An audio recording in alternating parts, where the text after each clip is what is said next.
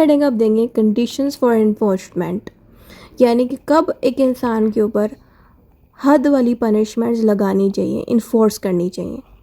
Enforce کا مطلب ہوتا ہے لگانا اگلے پہ.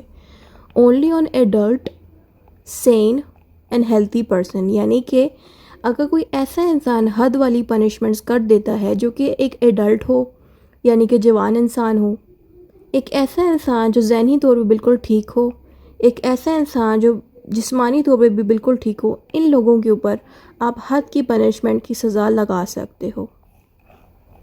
Not applicable in cases of a minor doubt.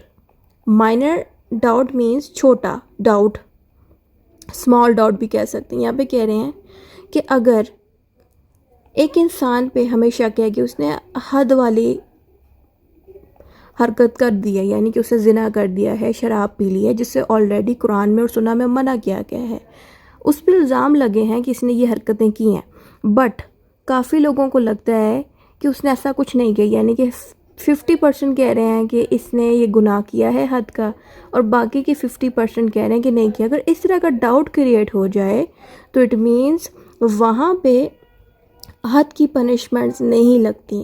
ٹھیک ہے، جب پکا شور ہو، کنفرمڈ ہو کہ فلاں انسان نے واقعی میں یہ کمٹ کیا ہے، پروفس بھی زیادہ ہوں، تب چانسز زیادہ ہوتے ہیں کہ حد کی پنشمنٹ لگ سکتی ہے اس انسان پہ جس نے کی ہے.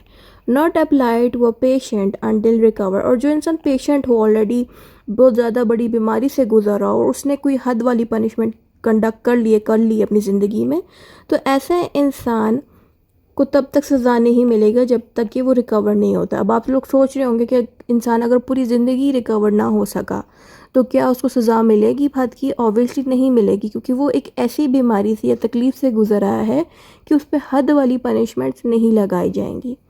تبھی لگیں گی جب وہ اس بیماری سے ریکور کر جائے. Once proved can not be cancelled. اور ایک دفعہ حد کی پنشمنٹ پروف ہو جائے کہ واقعی میں اس انسان نے یہ کیا ہے اور ایویڈنسز بھی ہوں، تو پھر اس کے اوپر حد کی سزا لگے گی اور وہ ختم نہیں ہو سکیں گی، یعنی کہ کینسل نہیں ہو سکے گی. ایک دفعہ حد کی سزا لگ جائے تو وہ کینسل نہیں ہو